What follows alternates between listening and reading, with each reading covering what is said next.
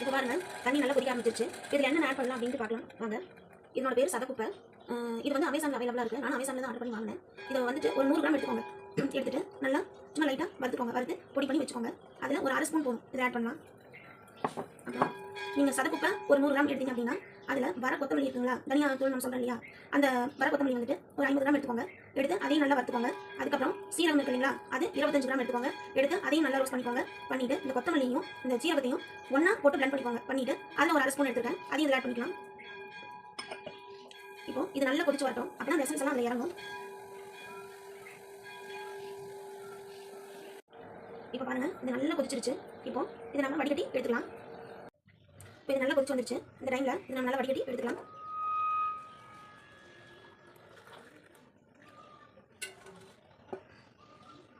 இப்போ பாருங்கள், நமக்கு ஒரு நல்ல ஒரு ஹெல்த்தியான ஒரு ட்ரிங்க்ஸ் ரெடி ஆயிடுச்சு. இது நீங்கள் எப்போவுமே காலையில்